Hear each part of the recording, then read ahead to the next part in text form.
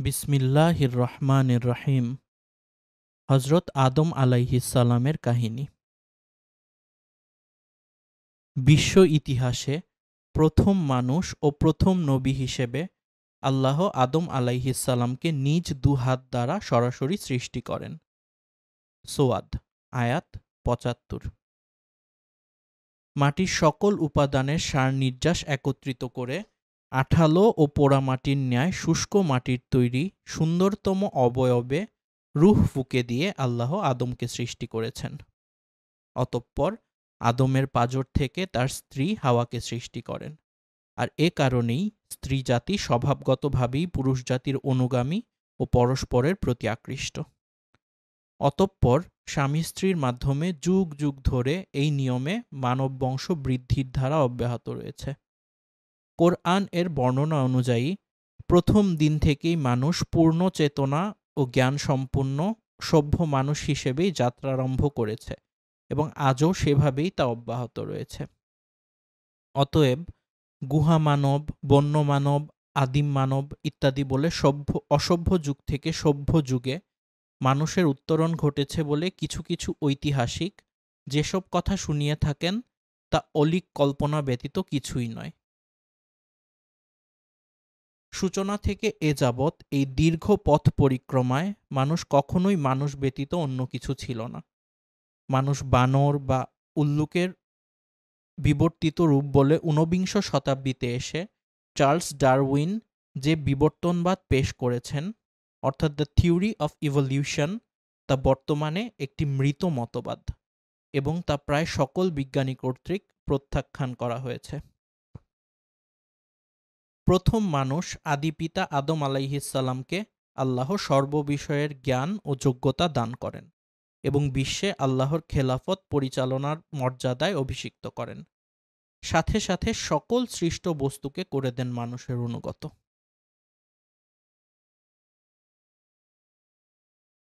ও সব কিছুর উপর দেন মানুষের শ্রেষ্ঠত্ব। আর সে কারণেই জিন ফিরিস্তা সবাইকে মানুষের মর্যাদার প্রতি সম্মান প্রদর্শনের জন্য আদমকে সিজদা করার আদেশ দেন। সবাই সে নির্দেশ মেনে নিয়েছিল, কিন্তু ইবলিশ অহংকারের বশে সে নির্দেশ অমান্য করায় চিরকালের মতো অভিশপ্ত হয়ে যায়। সূরা বাকারা আয়াত ৩৪। অথচ সে ছিল বড় আলেম ও ইবাদতগার, যে কারণে জিন জাতির হওয়া সত্ত্বেও সে ফেরেশতাদের সঙ্গে বসবাস করার অনুমতি পেয়েছিল ও তাদের নেতা হয়েছিল। কিন্তু আদমের উচ্চ মর্যাদা দেখে সে ঈর্ষাকাতর হয়ে পড়ে। ফলে অহংকারের বশে আদমকে সিজদা না করায় এবং আল্লাহ ভীতি না থাকায় সে আল্লাহর গজবে পতিত হয়।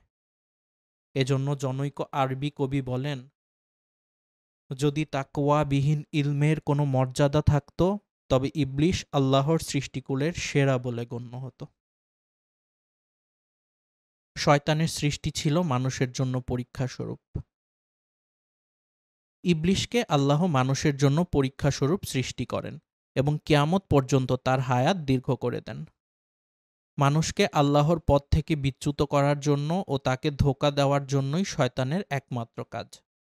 সে মানুষকে বলে, কুফরি করো, কিন্তু যখন সে কুফরি করে তখন শয়তান বলে, আমি তোমার থেকে মুক্ত, আমি বিশ্বপ্রভু আল্লাহকে ভয় করি। সূরা হাশর আয়াত ১৬।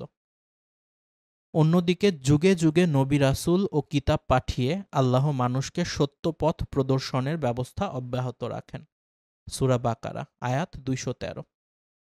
আদম থেকে শুরু করে শেষ নবী মুহাম্মদ সাল্লাল্লাহু আলাইহি ওয়াসাল্লাম পর্যন্ত ১,২৪,০০০ পয়গম্বর দুনিয়াতে এসেছেন এবং বর্তমানে সর্বশেষ এলাহিগ্রস্ত পবিত্র কোরআনের ধারক ও বাহক মুসলিম উলামায়ে কেরাম শেষ নবীর ওয়ারিস হিসাবে আল্লাহর প্রেরিত ওহীর বিধানসমূহ বিশ্বব্যাপী পৌঁছে দেওয়ার দায়িত্ব পালন করে যাচ্ছেন। সূরা মায়েদা আয়াত ৬৭। পৃথিবীর চূড়ান্ত ধ্বংস তথা কিয়ামতের অবহিত কাল পূর্ব পর্যন্ত এই নিয়ম জারি থাকবে। শেষ নবীর ভবিষ্যৎবাণী অনুযায়ী পৃথিবীর এমন কোনো বস্তি ও ঝুপড়ি ঘরও থাকবে না যেখানে আল্লাহ ইসলামের বাণী পৌঁছে দেবেন না। এতদ সত্ত্বেও অবশেষে পৃথিবীতে যখন আল্লাহ বলার মতো কোনো লোক থাকবে না, অর্থাৎ প্রকৃত তাওহীদের অনুসারী কোনো মুমিন বাকি থাকবে না। তখন আল্লাহর হুকুমে প্রলয় ঘনিয়ে আসবে এবং কিয়ামত সংঘটিত হবে। মানুষের দেহগুলি সব মৃত্যুর পরে মাটিতে মিশে যাবে, কিন্তু রূহগুলি স্ব ভালো বা মন্দ আমল অনুযায়ী ইল্লিন অথবা সিজ্জিনে অবস্থান করবে, যা কিয়ামতের পরপরই আল্লাহর হুকুমে স্ব দেহে পুনঃপ্রবেশ করবে এবং চূড়ান্ত হিসাব নিকাশের জন্য সকল মানুষ সশরীরে সৃষ্টিকর্তা আল্লাহর দরবারে নীত হবে। মানুষের ঠিকানা হলো তিনটি: দারুদ দুনিয়া, অর্থাৎ যেখানে আমরা এখন বসবাস করছি; দারুল বরজখ, অর্থাৎ মৃত্যুর পরে কবরের জগৎ; এবং দারুল কারার, অর্থাৎ কিয়ামতের দিন শেষ বিচার শেষে জান্নাত বা জাহান্নামের চিরস্থায়ী ঠিকানা। অতএব পৃথিবী হলো মানুষের জন্য সাময়িক পরীক্ষাগার মাত্র। জান্নাত থেকে নেমে আসা মানুষ এই পরীক্ষাস্থলে পরীক্ষা শেষে সুন্দর ফল লাভে পুনরায় জান্নাতে ফিরে যাবে, অথবা ব্যর্থ কাম হয়ে জাহান্নামে নিক্ষিপ্ত হবে। অতঃপর সেখানেই হবে তাদের সর্বশেষ যাত্রাবিরতি এবং সেটাই হবে তাদের চূড়ান্ত ও চিরস্থায়ী ঠিকানা। আল্লাহ বলেন, মাটি থেকেই আমরা তোমাদের সৃষ্টি করেছি, ওই মাটিতেই তোমাদের ফিরিয়ে নেব। অতঃপর ওই মাটি থেকেই আমরা তোমাদেরকে পুনরায় বের করে আনব। সূরা তাহা, আয়াত ৫৫। অতঃপর বিচার শেষে কাফেরদেরকে হাঁকিয়ে নেওয়া হবে জাহান্নামের দিকে এবং মুত্তাকিদের নেওয়া হবে জান্নাতে। এভাবেই সেদিন জালেম তার প্রাপ্য শাস্তি ভোগ করবে এবং মজলুম তার যথাযথ প্রতিদান পেয়ে ধন্য হবে। সেদিন কারো প্রতি কোনো অবিচার করা হবে না। উল্লেখ্য যে হযরত আদম আলাইহি ওয়াসাল্লাম সম্পর্কে পবিত্র কোরআনের 10টি সূরায় 50টি আয়াতে বর্ণিত হয়েছে। এক্ষণে আদম সৃষ্টির ঘটনাবলী কোরআন যেভাবে বর্ণিত হয়েছে তার আলোকে সারসংক্ষেপে আমরা তুলে ধরার প্রয়াস পাব ইনশাআল্লাহ। আদম সৃষ্টির কাহিনী।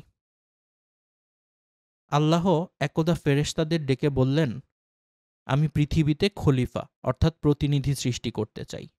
বলো, এ বিষয়ে তোমাদের বক্তব্য কি? তারা সম্ভবত ইতিপূর্বে সৃষ্ট জিনজাতির তিক্ত অভিজ্ঞতার আলোকে বলল, হে আল্লাহ, আপনি কি পৃথিবীতে এমন কাউকে আবাদ করতে চান যারা গিয়ে সেখানে ফাসাদ সৃষ্টি করবে ও রক্তপাত ঘটাবে?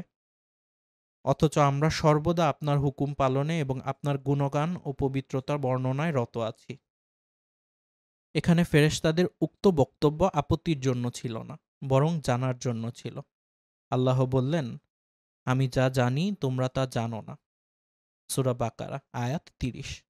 অর্থাৎ আল্লাহ চান এ পৃথিবীতে এমন একটা সৃষ্টির আবাদ করতে যারা হবে জ্ঞান ও ইচ্ছাশক্তি সম্পন্ন এবং নিজস্ব বিচার বুদ্ধি ও চিন্তা গবেষণা সহকারে স্বেচ্ছায় সজ্ঞানে আল্লাহর বিধানসমূহের আনুগত্য করবে ও তার ইবাদত করবে। ফেরেশতাদের মত কেবল হুকুম তালিমকারী জাতি নয়। খলিফা অর্থ।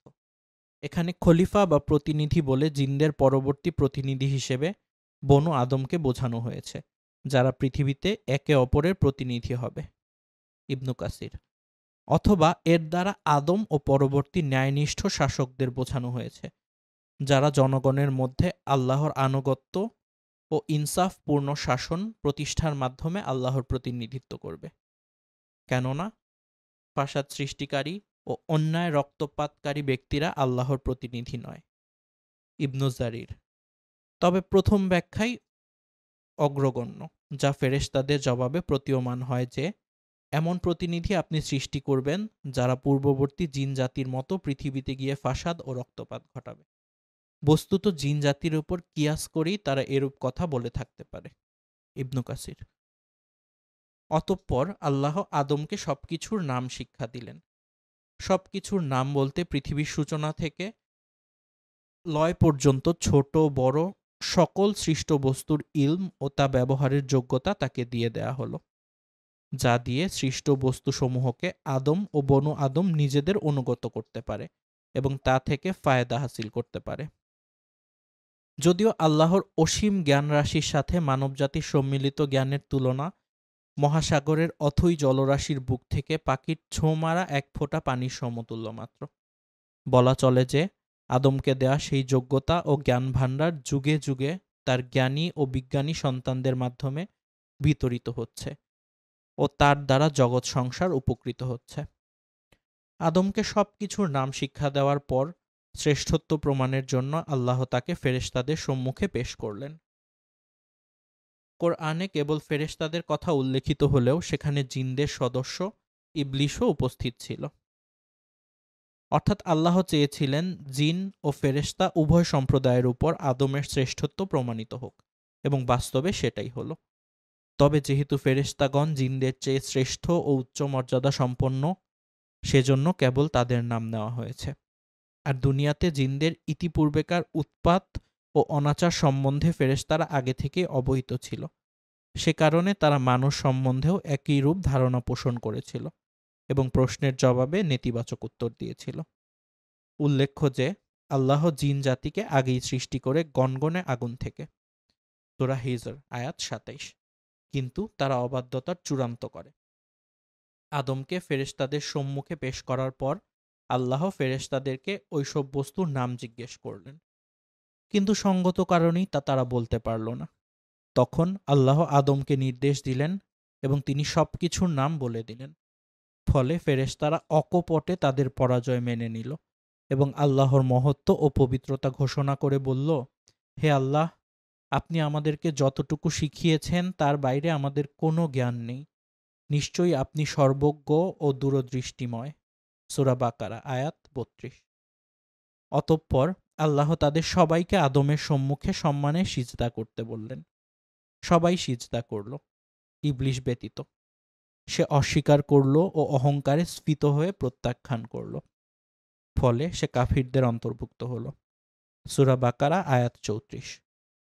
ইবলিশ ওই সময় নিজের পক্ষে যুক্তি পেশ করে বলল, আমি ওর চাইতে উত্তম, কেননা আপনি আমাকে আগুন দ্বারা সৃষ্টি করেছেন আর ওকে সৃষ্টি করেছেন মাটি দিয়ে।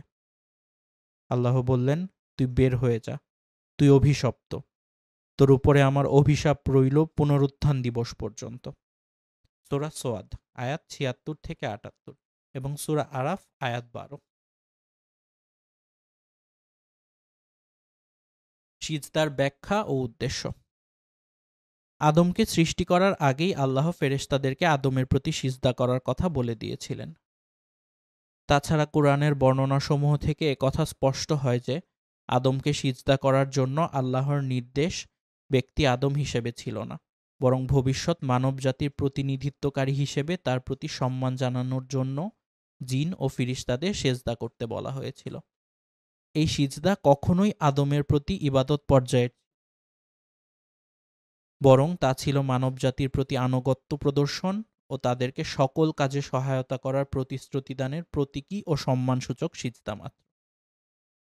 ওদিকে কাফিরদের অন্তর্ভুক্ত হলেও ইবলিশ কিন্তু আল্লাহকে সৃষ্টিকর্তা ও পালনকর্তা হিসাবে অস্বীকার করেনি, বরং আল্লাহ যখন তাকে অভিসম্পাত করে জান্নাত থেকে চিরদিনের মতো বিতাড়িত করলেন, তখন সে আল্লাহকে রব হিসাবেই সম্বোধন করে প্রার্থনা করল, হে আমার প্রভু, আপনি আমাকে কিয়ামত পর্যন্ত অবকাশ দিন। সূরা হিজর আয়াত ৩৬, সূরা সোয়াদ আয়াত ৭৯। আল্লাহ তার প্রার্থনা মঞ্জুর করলেন। অতঃপর সে বলল, হে আমার পালনকর্তা, আপনি যেমন আমাকে পথভ্রষ্ট করেছেন, আমিও তেমনি তাদের সবাইকে পৃথিবীতে নানারূপ সৌন্দর্যে প্রলুব্ধ করব এবং তাদেরকে পথভ্রষ্ট করে দেব, তবে যারা আপনার একনিষ্ঠ বান্দা তাদের ব্যতীত। সূরা হিজর আয়াত ৩৪ থেকে ৪০, সূরা সোয়াদ আয়াত ৭৯ থেকে ৮৩। আল্লাহ তাকে বললেন, তুমি নেমে যাও এবং এখান থেকে বেরিয়ে যাও, তুমি নিচুতমদের অন্তর্ভুক্ত, এখানে তোমার অহংকার করার অধিকার নেই। সূরা আরাফ আয়াত ১৩। উল্লেখ্য যে ইবলিশ জান্নাত থেকে বহিষ্কৃত হলেও মানুষের রগ রেশায় ঢুকে ধোঁকা দেওয়ার ও বিভ্রান্ত করার ক্ষমতা আল্লাহ তাকে দিয়েছিলেন, আর এটা ছিল মানুষের পরীক্ষার জন্য। শয়তানের ধোঁকার বিরুদ্ধে জিততে পারলেই মানুষ তার শ্রেষ্ঠত্বের মর্যাদা অক্ষুণ্ণ রাখতে পারবে এবং আখেরাতে জান্নাত লাভে ধন্য হবে, নইলে ইহকাল ও পরকালে ব্যর্থ কাম হবে। মানুষের প্রতি ফেরেশতাদের সিজদা করা ও ইবলিশের সিজদা না করার মধ্যে ইঙ্গিত রয়েছে এ বিষয়ে। মানুষ যেন প্রতি পদে পদে শয়তানের ব্যাপারে সতর্ক থাকে এবং আল্লাহর প্রতি আনুগত্যের মাধ্যমে নিজের শ্রেষ্ঠত্বের মর্যাদা অক্ষুণ্ণ রাখে।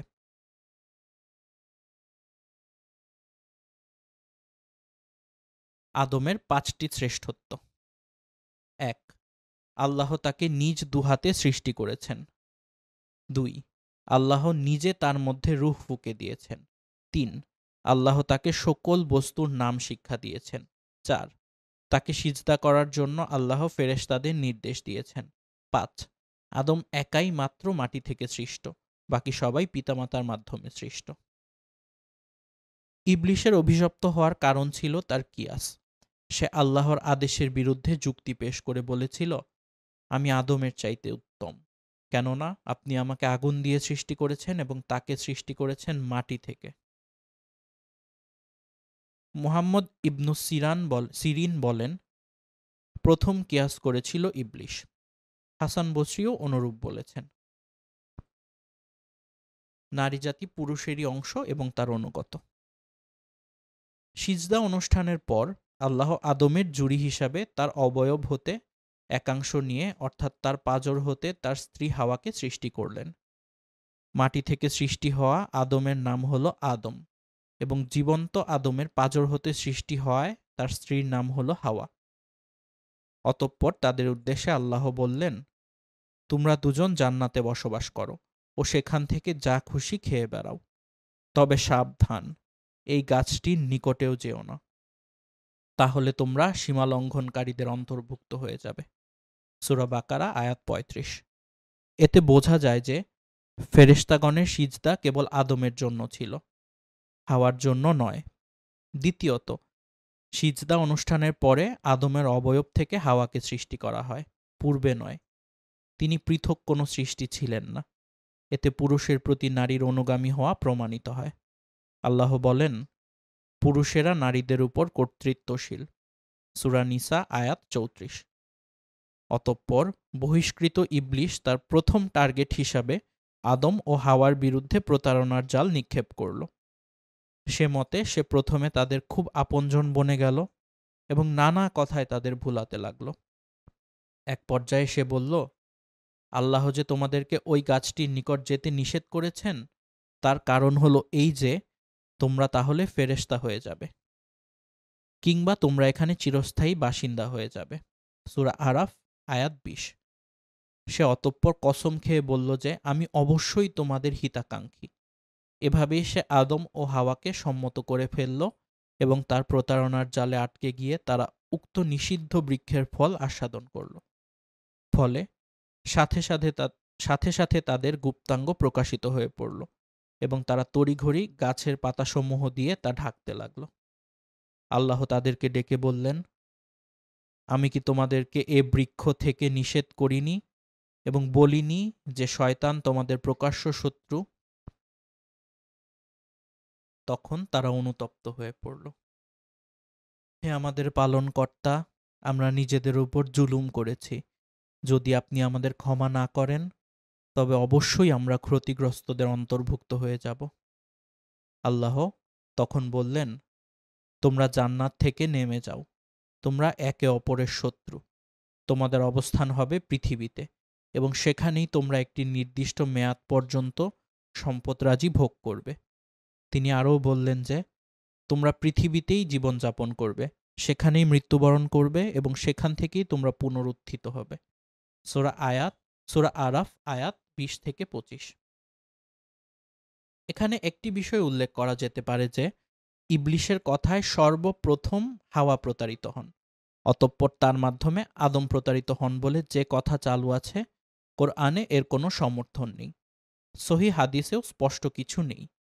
এ বিষয়ে তাফসিরে ইবনু জারির ইবনু আব্বাস রাদিয়াল্লাহু থেকে যে বর্ণনা এসেছে তা যঈফ। দ্বিতীয়ত, জান্নাত থেকে অবতরণের নির্দেশ তাদের অপরাধের শাস্তিস্বরূপ ছিল না, কেননা এটা ছিল তওবা কবুলের পরের ঘটনা। অতএব এটা ছিল হয়তোবা তাদের শিষ্টাচার শিক্ষাদানের জন্য, বরং সঠিক কথা এই যে এটা ছিল আল্লাহর পূর্ব নির্ধারিত ও দূরদর্শী পরিকল্পনারই অংশ। কেননা জান্নাত হল কর্মফল লাভের স্থান, কর্মের স্থান নয়। তাছাড়া জান্নাতে মানুষের বংশবৃদ্ধির সুযোগ নেই, এজন্য দুনিয়ায় নামিয়ে দেয়া জরুরি ছিল। প্রথমবার আদেশ দানের পরে পুনরায় স্নেহ ও অনুগ্রহ মিশ্রিত আদেশ দিয়ে বললেন, তোমরা সবাই নেমে যাও। অতঃপর পৃথিবীতে আল্লাহর খলিফা হওয়ার মহান মর্যাদা প্রদান করে বললেন, তোমাদের নিকটে আমার পক্ষ থেকে হেদায়েত অবতীর্ণ হবে। যারা তার অনুসরণ করবে তাদের জন্য কোনো ভয় বা চিন্তার কারণ থাকবে না। কিন্তু যারা তা প্রত্যাখ্যান করবে ও মিথ্যা প্রতিপন্ন করবে তারা হবে জাহান্নামের অধিবাসী এবং সেখানে তারা অনন্তকাল ধরে অবস্থান করবে। সূরা বাকারা আয়াত ৩৮-৩৯। উল্লেখ্য যে নবীগণ ছিলেন নিষ্পাপ এবং হযরত আদম আলাইহিসসালাম ছিলেন নিঃসন্দেহে নিষ্পাপ। তিনি ইচ্ছাকৃতভাবে কোনো ভুল করেননি, বরং শয়তানের প্ররোচনায় প্রতারিত হয়ে তিনি সাময়িকভাবে নিষিদ্ধ বৃক্ষের নিকটবর্তী হওয়ার নিষেধাজ্ঞার কথাটি ভুলে গিয়েছিলেন। যেমন অন্য আয়াতে বর্ণিত হয়েছে, অতঃপর আদম ভুলে গেল এবং আমি তার মধ্যে দৃঢ়তা পাইনি। সূরা ত্বাহা আয়াত ১১৫। তাছাড়া উক্ত ঘটনার সময় তিনি নবী হননি, বরং পদস্খলনের ঘটনার পরে আল্লাহ তাকে নবী মনোনীত করে দুনিয়ায় পাঠান ও হেদায়েত প্রদান করেন। সূরা আরাফ আয়াত ১২২। এখানে একটি বিষয় লক্ষণীয় যে ইবলিসের ক্ষেত্রে আল্লাহ বলেন, তুমি জান্নাত থেকে বেরিয়ে যাও, নিশ্চয়ই তুমি অভিশপ্ত। অন্যদিকে আদম ও হাওয়ার ক্ষেত্রে বললেন, তোমরা নেমে যাও। এতে ইঙ্গিত রয়েছে যে ইবলিস কখনোই আর জান্নাতে ফিরে আসতে পারবে না, কিন্তু বনু আদমের ঈমানদারগণ পুনরায় ফিরে আসতে পারবে ইনশাআল্লাহ।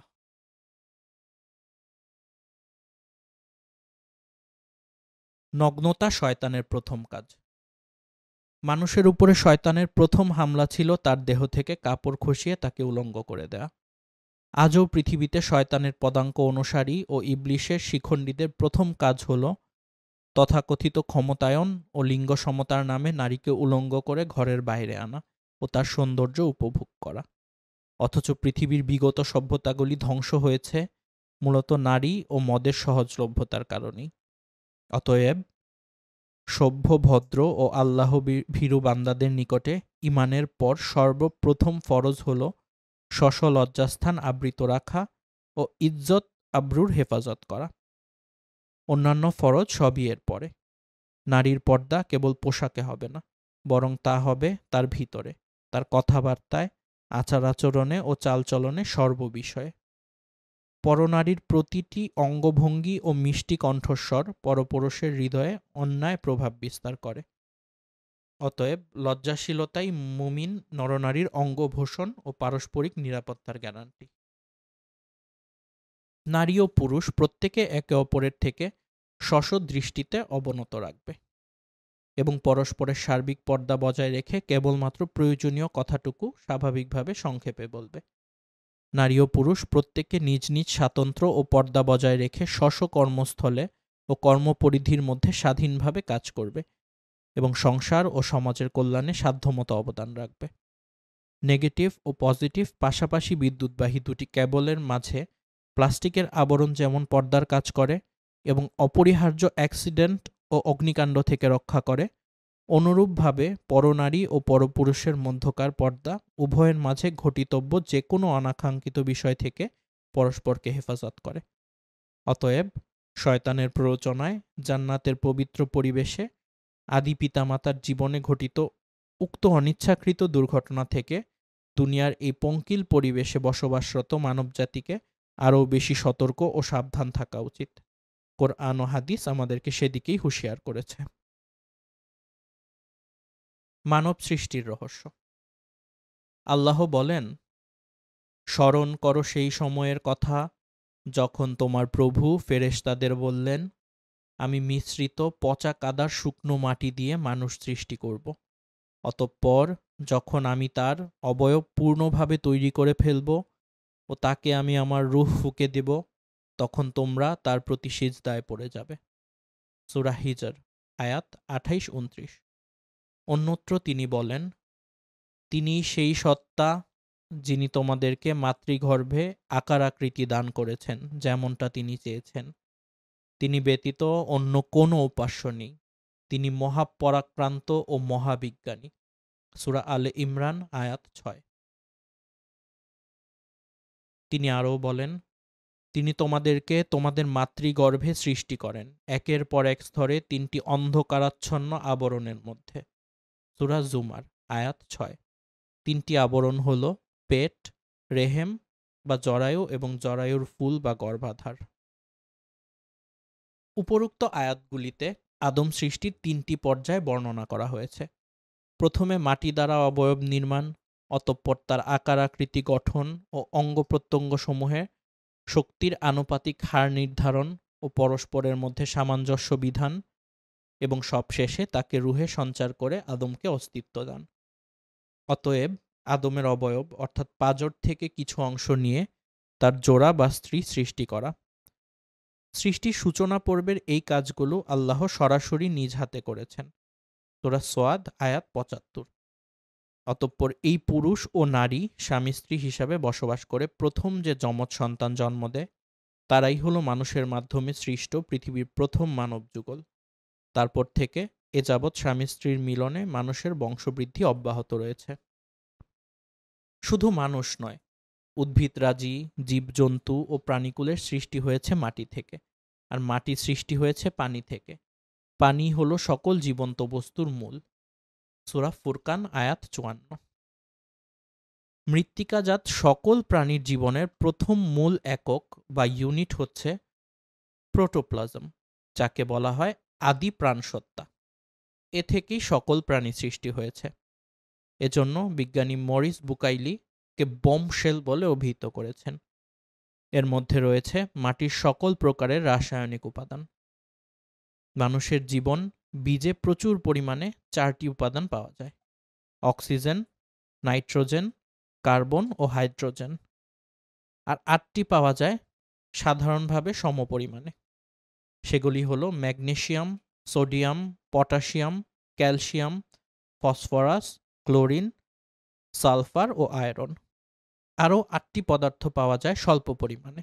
তা হল silicon, molybdenum, fluoride, cobalt, manganese, iodine, copper ও জিঙ্ক।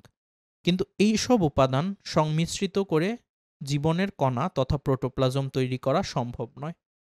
জনৈক বিজ্ঞানী দীর্ঘ ১৫ বছর ধরে এসব মৌল উপাদান সংমিশ্রিত করতে চেষ্টা করেছেন, কিন্তু ব্যর্থ হয়েছেন এবং তাতে কোনো জীবনের কণা পরিলক্ষিত হয়নি। এই সংমিশ্রণ ও তাতে জীবন সঞ্চার আল্লাহ ব্যতীত কারো পক্ষে সম্ভব নয়। বিজ্ঞান এক্ষেত্রে মাথা নত করতে বাধ্য হয়েছে। বিসমিল্লাহির রহমানির রহিম। হযরত আদম আলাইহিসসালামের কাহিনী। কাহিনী শুরু করার আগে প্লিজ আমাদের চ্যানেলটিকে সাবস্ক্রাইব করে দিন। ধন্যবাদ। প্রথম পর্যায়ে মাটি থেকে সরাসরি আদমকে, অতঃপর আদম থেকে তার স্ত্রী হাওয়াকে সৃষ্টি করার পরবর্তী পর্যায়ে আল্লাহ আদম সন্তানদের মাধ্যমে বনু আদমের বংশ সৃষ্টির ব্যবস্থা করেছেন। এখানেও রয়েছে ৭টি স্তর, যেমন মৃত্তিকার সারাংশ তথা প্রোটোপ্লাজম, বীর্য বা শুক্রকীট, জমাট রক্ত, মাংসপিণ্ড, অস্থিমজ্জা, অস্থি পরিবেষ্টনকারী মাংস এবং সবশেষে রুহু সঞ্চারণ। স্বামীর শুক্রকীট স্ত্রীর জরায়ুতে রক্ষিত ডিম্বকোষে প্রবেশ করার পর উভয়ের সংমিশ্রিত বীর্যে সন্তান জন্মগ্রহণ করে। উল্লেখ্য যে পুরুষের একবার নির্গত লম্ফমান বীর্যে লক্ষ কোটি শুক্রাণু থাকে। আল্লাহর হুকুমে তন্মধ্যকার একটিমাত্র শুক্রকীট স্ত্রীর জরায়ুতে প্রবেশ করে। এই শুক্রকীট পুরুষ ক্রোমোজোম ওয়াই অথবা স্ত্রী ক্রোমোজোম এক্স হয়ে থাকে। এর মধ্যে যেটি স্ত্রীর ডিম্বের এক্স ক্রোমোজোমের সাথে মিলিত হয় সেভাবেই পুত্র বা কন্যা সন্তান জন্মগ্রহণ করে আল্লাহর হুকুমে। মাতৃগর্ভের ৩টি গাঢ় অন্ধকার পর্দার অন্তরালে এইভাবে দীর্ঘ ৯ মাস ধরে বেড়ে ওঠা প্রথমত একটি পূর্ণ জীবনসত্তার সৃষ্টি, অতঃপর একটি জীবন্ত প্রাণবন্ত ও প্রতিভাবান শিশু হিসাবে দুনিয়াতে ভূমিষ্ঠ হওয়া কতই না বিস্ময়কর ব্যাপার। কোনো মানুষের পক্ষে এই অনন্য অকল্পনীয় সৃষ্টিকর্ম আদৌ সম্ভব কি? মাতৃগর্ভের ওই অন্ধকার গৃহে মানব শিশু সৃষ্টির সেই মহান কারিগর কে? কে সেই মহান আর্কিটেক্ট? যিনি ওই গোপন কুঠুরিতে পিতার ২৩টি ক্রোমোজোম ও মাতার ২৩টি ক্রোমোজোম একত্রিত করে সংমিশ্রিত বীর্য প্রস্তুত করেন। কে সেই মহান শিল্পী যিনি রক্তপিণ্ড আকারের জীবন টুকরাটিকে মাতৃগর্ভে পুষ্ট করেন, অতঃপর ১২০ দিন পরে তাতে রূহ সঞ্চার করে তাকে জীবন্ত মানব শিশুতে পরিণত করেন এবং পরিণত হওয়ার পরে সেখান থেকে বাইরে ঠেলে দেন, বাপ মায়ের স্বপ্নের ফসল হিসেবে, নয়নের পুত্তলি হিসেবে। মায়ের গর্ভে মানুষ তৈরি সেই বিস্ময়কর যন্ত্রের দক্ষ কারিগর ও সেই মহান শিল্পী আর কেউ নন, তিনি আল্লাহ। সুবহানাল্লাহি ওয়া বিহামদিহি, সুবহানাল্লাহিল আযীম। পুরুষ ও নারীর সংমিশ্রিত বীর্যে সন্তান জন্মলাভের তথ্য কোরআনই প্রথম উপস্থাপন করেছে। আধুনিক বিজ্ঞান এ তথ্য জানতে পেরেছে মাত্র গত শতাব্দীতে, ১৮৭৫ সালে ও ১৯১২ সালে। তার পূর্বে এরিস্টটল সহ সকল বিজ্ঞানীর ধারণা ছিল যে পুরুষের বীর্যের কোনো কার্যকারিতা নেই। রাসূলের হাদিস বিজ্ঞানীদের এই মতকে সম্পূর্ণ বাতিল ঘোষণা করেছে, কেননা সেখানে স্পষ্টভাবে বলা হয়েছে সন্তান প্রজননে পুরুষ ও নারী উভয়ের বীর্য সমানভাবে কার্যকর। উল্লেখ্য যে মাতৃগর্ভে বীর্য প্রথম ৬ দিন কেবল বুদবুদ আকারে থাকে, তারপর জরায়ুতে সম্পর্কিত হয়। ৩ মাসের আগে ছেলে বা মেয়ে সন্তান চিহ্নিত হয় না। ৪ মাস পর রূহ সঞ্চারিত হয়ে বাচ্চা নড়ে চড়ে উঠে ও আঙুল চুষতে থাকে, যাতে ভূমিষ্ঠ হওয়ার পরে মায়ের স্তন চুষতে অসুবিধা না হয়। এ সময় তার কপালে ৪টি বস্তু লিখে দেওয়া হয়: তার আজাল অর্থাৎ হায়াত, আমল, রিজিক এবং সে ভাগ্যবান না দুর্ভাগা। এভাবেই জগৎ সংসারে মানব বংশ সৃষ্টির ধারা এগিয়ে চলেছে। এ নিয়মের ব্যতিক্রম নেই কেবল আল্লাহর হুকুম ব্যতীত।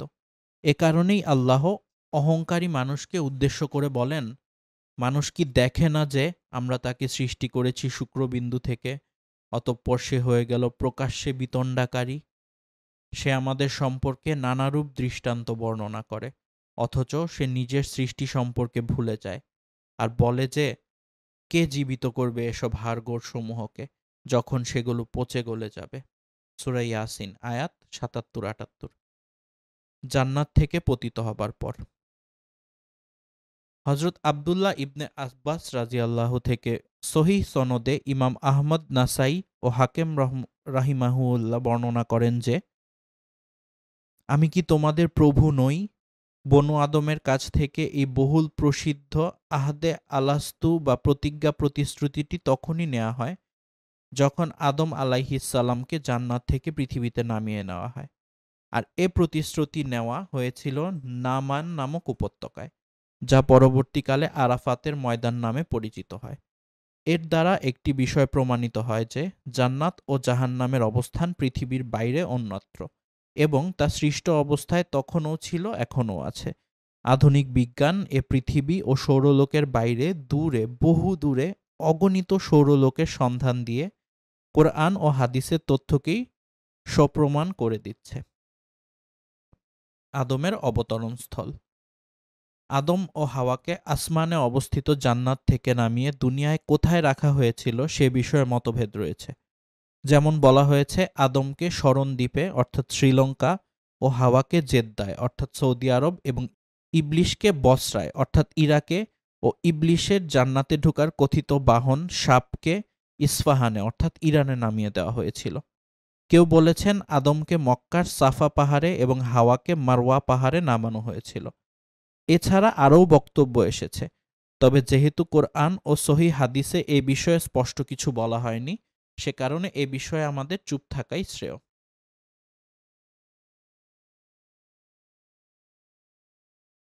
আহদে আলাস্তু এর বিবরণ। মুসলিম ইবনে ইসারার রাজিয়াল্লাহু বলেন, কিছু লোক হজরত ওমর রাজিয়াল্লাহুকে সূরা আরাফ ১৭২ আয়াতের মর্ম জানতে চাইলে তিনি বলেন, এ বিষয়ে রাসূলুল্লাহ সাল্লাল্লাহু আলাইহি ওয়াসাল্লামকে প্রশ্ন করা হলে তাকে আমি বলতে শুনেছি যে আল্লাহ তাআলা আদম আলাইহিসসালামকে সৃষ্টি করেন, অতঃপর নিজের ডান হাতে তার পিঠে বুলিয়ে দিলেন। তখন তার ঔরস যত সৎ মানুষ জন্মাবার ছিল তারা সব বেরিয়ে এলো। আল্লাহ বললেন, এদেরকে আমি জান্নাতের জন্য সৃষ্টি করেছি, এবং এরা দুনিয়াতে জান্নাতেরই কাজ করবে। অতঃপর তিনি পুনরায় তার পিঠে হাত বুলালেন। তখন সেখান থেকে একদল সন্তান বের করে আনলেন এবং বললেন, এদেরকে আমি জাহান্নামের জন্য সৃষ্টি করেছি। এরা দুনিয়াতে জাহান্নামের কাজই করবে। এ কথা শুনে জনৈক সাহাবী প্রশ্ন করলেন, হে আল্লাহর রাসূল, তাহলে আর আমল করানোর উদ্দেশ্য কি? রাসূলুল্লাহ সাল্লাল্লাহু আলাইহি ওয়াসাল্লাম বললেন, যখন আল্লাহ কাউকে জান্নাতের জন্য সৃষ্টি করেন, তখন তিনি তাকে দিয়ে জান্নাতের কাজই করিয়ে নেন, এমনকি তার মৃত্যুও অনুরূপ কাজের মধ্যে হয়ে থাকে। অতঃপর আল্লাহ তাকে জান্নাতে প্রবেশ করান। পক্ষান্তরে যখন তিনি কাউকে জাহান্নামের জন্য সৃষ্টি করেন, তখন তাকে দিয়ে জাহান্নামের কাজই করিয়ে নেন, এমনকি তার মৃত্যুও অনুরূপ কাজের মধ্যে হয়ে থাকে। অতঃপর আল্লাহ তাকে জাহান্নামে প্রবেশ করান। আবু দারদা রাদিয়াল্লাহু হতে বর্ণিত হয়েছে যে, রাসূলুল্লাহ সাল্লাল্লাহু আলাইহি ওয়াসাল্লাম বলেন, ডান মুষ্টির লোকগুলো ছিল সুন্দর চকচকে ক্ষুদ্র পিপীলিকা দলের ন্যায়, আর বাম মুষ্টির ক্ষুদ্র লোকগুলো ছিল কালো কয়লার ন্যায়। উল্লেখ্য যে, কোরআনে বলা হয়েছে বনু আদমের পৃষ্ঠদেশ থেকে, অন্যদিকে হাদিসে বলা হয়েছে আদমের পৃষ্ঠদেশ থেকে। মূলত উভয়ের মধ্যে কোনো বৈপরীত্য নেই। আদম যেহেতু বনু আদমের মূল এবং আদি পিতা, সেহেতু তার পৃষ্ঠদেশ বলা আর বনু আদমের পৃষ্ঠদেশ বলা একই কথা। তাছাড়া আদমের দেহের প্রতিটি লোমকূপ থেকে অসংখ্য বনু আদমকে বের করে এনে উপস্থিত করানো আল্লাহর জন্য বিচিত্র কিছুই নয়। মানুষ যেহেতু তার ভাগ্য সম্পর্কে জানে না, সেহেতু তাকে সর্বদা জান্নাত লাভের আশায় উক্ত পথেই কাজ করে যেতে হবে। সাধ্যমতো চেষ্টা সত্ত্বেও ব্যর্থ হলে বুঝতে হবে যে ওটাই তার তাকদীরের লিখন ছিল। বান্দাকে ভালো ও মন্দ দুটি করারই স্বাধীন এখতিয়ার দেয়া হয়েছে, আর এই ইচ্ছাশক্তি প্রয়োগের স্বাধীনতার কারণেই বনু আদম আল্লাহর সেরা সৃষ্টির মর্যাদায় অভিষিক্ত হয়েছে, আর এ কারণেই তাকে তার ভালো ও মন্দ কাজের পরিণতি ভোগ করতে হবে। এখানে আদমের ঔরস বলতে আদম ও তার ভবিষ্যৎ সন্তানদের ঔরস বোঝানো হয়েছে।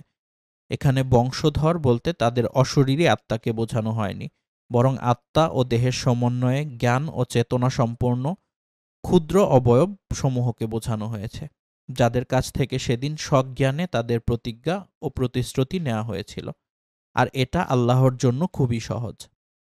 আজকের বিজ্ঞান একটা ক্ষুদ্রাতি ক্ষুদ্র অণুর ভিতরে গোটা সৌরমণ্ডলীর ব্যবস্থা সম্পর্কে পরীক্ষা নিরীক্ষা চালাচ্ছে।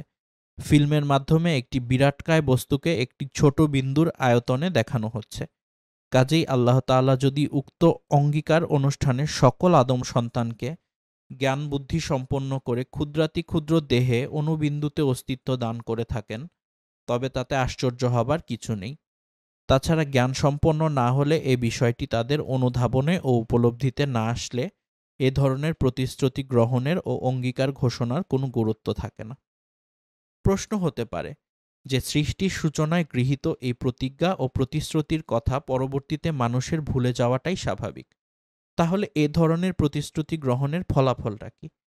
এর জবাব এই যে, আদিপিতা মাতা আদম হাওয়ার রক্ত ও মানসিকতার প্রভাব যেমন যুগে যুগে দেশে দেশে সকল ভাষা ও বর্ণের মানুষের মধ্যে সমভাবে পরিদৃষ্ট হয়, তেমনিভাবে সেদিনে গৃহীত তাওহীদের স্বীকৃতি ও প্রতিশ্রুতির প্রভাব সকল মানুষের মধ্যেই কম বেশি বিদ্যমান রয়েছে।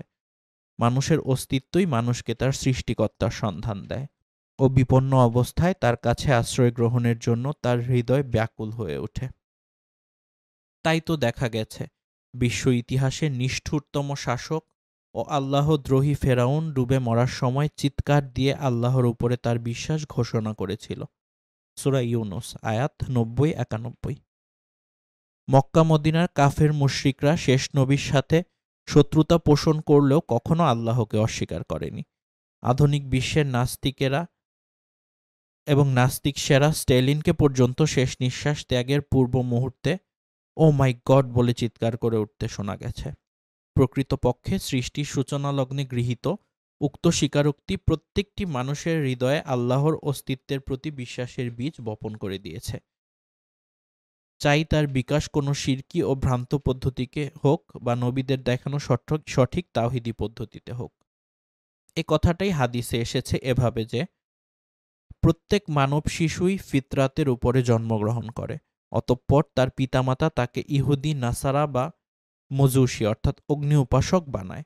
এখানে ফিতরাত অর্থ স্বভাব ধর্ম, ইসলাম। অর্থাৎ মানব শিশু কোনো শিরকি ও কুফরি চেতনা নিয়ে জন্মগ্রহণ করে না, বরং আল্লাহকে চেনা ও তার প্রতি আনুগত্য ও আত্মসমর্পণের চেতনা ও যোগ্যতা নিয়ে জন্মগ্রহণ করে। এর ফলে নবীদের প্রদত্ত তাওহীদের শিক্ষাকে সে অত্যন্ত সহজে ও সাগ্রহে বরণ করে নেয়। কেননা শুধু জন্মগত চেতনার কারণেই কেউ মুসলমান হতে পারে না, যতক্ষণ না সে নবীর মাধ্যমে প্রেরিত দ্বীন সজ্ঞানে স্বেচ্ছায় কবুল করে। সহিহ মুসলিমের অপর বর্ণনায় এসেছে, আল্লাহ বলেছেন যে আমি আমার বান্দাদের হানিফ অর্থাৎ আল্লাহর প্রতি একনিষ্ঠ রূপে সৃষ্টি করেছি। অতঃপর শয়তান তার পিছে লেগে থাকে, তাকে আল্লাহর পথ থেকে দূরে নিয়ে গেছে। আল্লাহ বলেন, আল্লাহর ফিতরত যার উপরে তিনি মানুষকে সৃষ্টি করেছেন, আল্লাহর এই সৃষ্টির কোনো পরিবর্তন নেই। সূরা রুম আয়াত ৩০। মোট কথা, প্রত্যেক মানব শিশু স্বভাব ধর্ম ইসলামের উপরে জন্মগ্রহণ করে এবং নিজ সৃষ্টিকর্তার চেনার ও তাকে মেনে চলার অনুভূতি ও যোগ্যতা নিয়ে সৃষ্টি হয়। যদিও পিতামাতা ও পরিবেশের কারণে কিংবা শয়তানের ওয়াসওয়াসায় পরবর্তীতে অনেকে বিভ্রান্ত হয়। অতএব কাফির, মুমিন, মুশরিক সবার মধ্যে আল্লাহকে চেনার ও তার ইবাদত ও আনুগত্যের চেতনা ও যোগ্যতা বিদ্যমান রয়েছে। এই সৃষ্টিগত চেতনা ও অনুভূতিকে কেউ পরিবর্তন করতে পারে না। অর্থাৎ কুশিক্ষা, কুসঙ্গ ও শয়তানি সাহিত্য পাঠ করে বা নষ্ট ব্লু ফিল্মের নীল দংশনে উক্ত চেতনাকে পরিবর্তনের চেষ্টা করা আল্লাহর সৃষ্টির বিরুদ্ধে বিদ্রোহ করার শামিল। অতএব উক্ত সৃষ্টিগত চেতনাকে সমুন্নত রাখাই ব্যক্তি, সমাজ ও রাষ্ট্রের কর্তব্য। এ কথা ব্যক্ত করে আল্লাহ বলেন, আমি জিন ও ইনসানকে আমার ইবাদত ব্যতীত অন্য কোনো কাজের জন্য সৃষ্টি করিনি। সূরা যারিয়াত আয়াত ৫৬। অর্থাৎ আমি তার প্রকৃতিকে আমার প্রতি ইবাদত ও দাসত্বের আগ্রহ ও যোগ্যতা সৃষ্টি করে দিয়েছি। এটাকে সঠিক কাজে লাগালে আমার অবাধ্যতামূলক কোনো কাজ বান্দার দ্বারা সংঘটিত হবে না এবং জগৎ সংসারেও কোনো অশান্তি ঘটবে না। যেমনভাবে কোনো মুসলিম শিশু জন্মগ্রহণের সাথে সাথে তার কানে আজান শোনানো হয়, অথচ ওই শিশু আজানের মর্ম বোঝে না বা বড় হয়েও তার সে কথা মনে থাকে না, অথচ ওই আজানের মাধ্যমে তার হৃদয়ে প্রথিত হয়ে যায় তাওহীদ, রিসালাত ও ইবাদতের বীজ, যার প্রভাব সে আজীবন অনুভব করে। সে বেআমল হলেও ইসলামের গণ্ডি থেকে খারিজ হয়ে যেতে তার অন্তর কখনোই সায় দেয় না। তার অবচেতন মনে আল্লাহ ও রাসূলের প্রতি আনুগত্যবোধ অক্ষুণ্ণ থাকে। বিশেষ করে হতাশা ও বিপন্ন অবস্থায় সে তার প্রভুর সাহায্য ও সান্নিধ্য লাভের জন্য ব্যাকুল হয়ে ওঠে। অর্থ না বুঝলেও কোরআন পাঠ ও আজানের ধ্বনি মানুষের মনকে যেভাবে আকৃষ্ট করে এবং হৃদয়ে যে স্থায়ী প্রভাব ফেলে তার কোনো তুলনা নেই। এ কারণেই কাফির আরব নেতারা মানুষকে কোরআন শুনতে দিত না, অথচ নিজেরা রাতের অন্ধকারে তা গোপনে আড়ি পেতে শুনত এবং একে জাদু বলত। শ্রেষ্ঠ আরব কবিগণ কোরআনের অলৌকিকত্বের কাছে আত্মসমর্পণ করে। এমনকি অন্যতম শ্রেষ্ঠ আরবি কবি লাবিদ বিন রাবিয়া কোরআন শোনার পর কাব্যচর্চা পরিত্যাগ করেন। গত শতাব্দীর শুরুতে তুরস্কে উসমানীয় খেলাফত উৎখাত করে কামাল পাশা ধর্মনিরপেক্ষতা প্রতিষ্ঠা করেন এবং মসজিদসমূহে আরবি আজান বন্ধ করে তুর্কি ভাষায় আজান দেওয়ার নির্দেশ জারি করেন। কিন্তু তাতে আরবি আজানের প্রতি মানুষের হৃদয় আবেগ আরও বৃদ্ধি পায়। ফলে গণবিদ্রোহ দেখা দিলে তিনি উক্ত আদেশ বাতিল করতে বাধ্য হন। আধুনিক বিজ্ঞানও প্রমাণ করে দিয়েছে যে শব্দ মানব মনে ব্যাপক প্রভাব বিস্তার করে। তাই আল্লাহ প্রেরিত আজানের ধ্বনি সদ্যপ্রসূত শিশুর কচি মনে আজীবনের জন্য সুদূর প্রসারী স্থায়ী প্রভাব বিস্তার করবে, এটাই স্বাভাবিক। অতএব সৃষ্টির সূচনাকালের গৃহীত আহলে আলাস্তু বা আল্লাহর প্রতি ইবাদত ও আনুগত্যের প্রতিষ্ঠা ও প্রতিশ্রুতি মানব মনে জীবনব্যাপী স্থায়ী প্রভাব ও বিস্তার করে থাকে, যার কথা বারবার বান্দাকে স্মরণ করিয়ে দিতে হয় এবং যার বিরোধিতা করা আত্মপ্রবঞ্চনা করার শামিল। আহদে আলাস্তুর উদ্দেশ্য। আল্লাহ বলেন, আমি পৃথিবীতে আবাদ করার আগে ভাগে তোমাদের অঙ্গীকার এজন্যই নিয়েছি যাতে তোমরা কিয়ামতের দিন এ কথা বলতে না পারো যে তাওহীদ ও ইবাদতের এ বিষয়টি আমাদের জানা ছিল না, অথবা এ কথা বলতে না পারো যে শিরকের প্রথা তো আমাদের পূর্বে আমাদের বাপদাদারা চালু করেছিল, আমরা হলাম তাদের পরবর্তী বংশধর। তাহলে সেই বাতিলপন্থীরা যে কাজ করেছে তার জন্য কি আপনি আমাদের ধ্বংস করবেন? আল্লাহ বলেন, বস্তুত এভাবে আমরা আদিকালে ঘটিত বিষয়সমূহ সবিস্তারে বর্ণনা করলাম, যাতে তারা অর্থাৎ অবিশ্বাসীরা আমার পথে ফিরে আসে। সূরা আরাফ আয়াত ১৭২ থেকে ৭৪। উপরোক্ত বর্ণনার আলোকে বোঝা যায় যে উক্ত প্রতিজ্ঞা ছিল দু ধরনের: এক, আদিকালে ঘটিত প্রতিজ্ঞা, এবং দুই, ওহীর বিধানের আনুগত্য করার জাগতিক প্রতিজ্ঞা, যা প্রত্যেক নবীর আমলে তার উম্মতগণের উপরে ছিল অপরিহার্য। অন্যান্য অঙ্গীকার গ্রহণ। নবী রাসূলদের প্রতিশ্রুতি।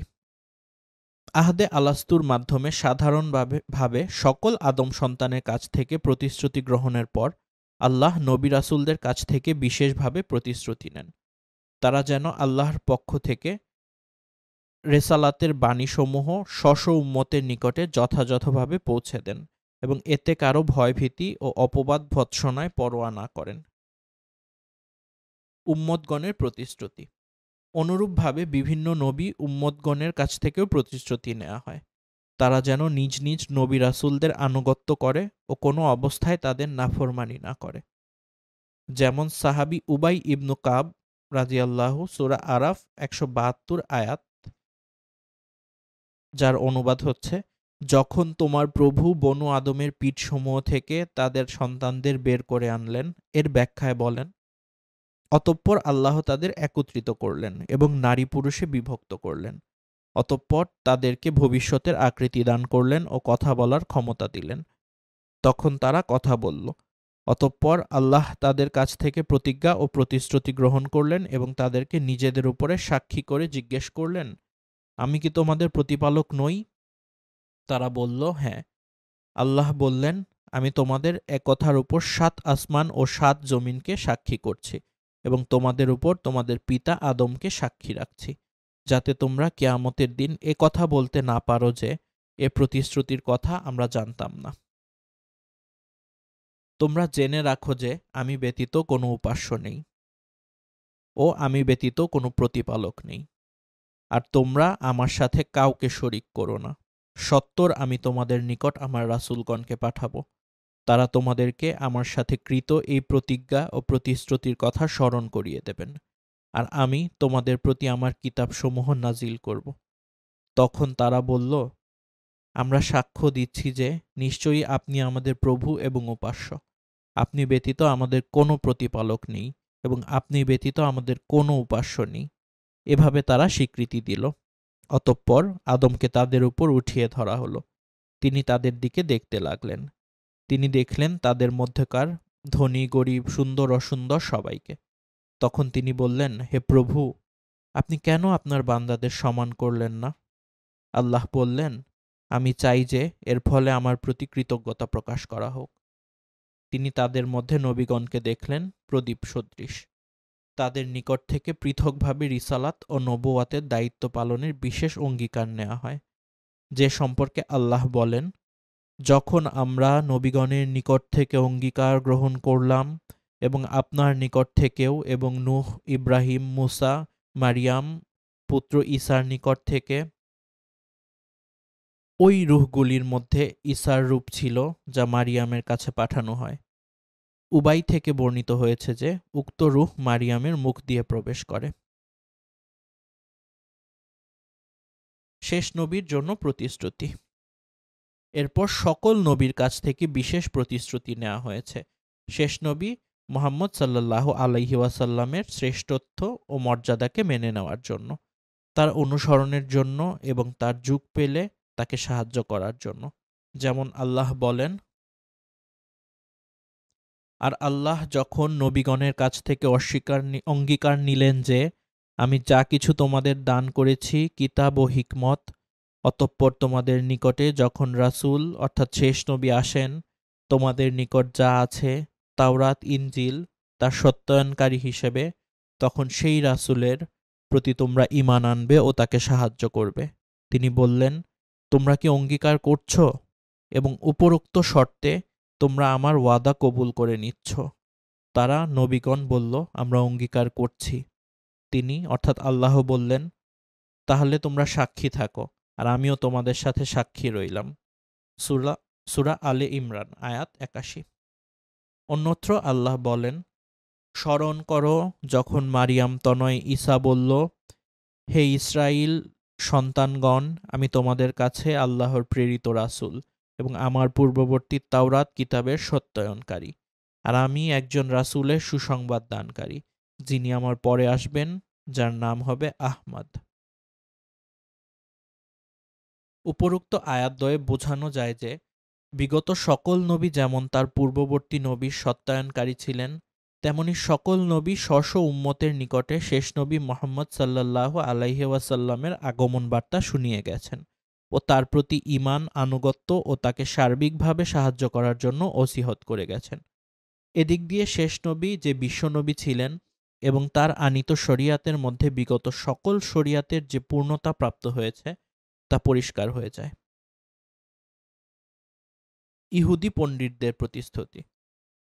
উপরোক্ত ওয়াদা ছাড়াও ইহুদি নাসারা পণ্ডিতদের কাছ থেকে বিশেষ প্রতিশ্রুতি নেওয়া হয়, যাতে তারা সত্য গোপন না করে।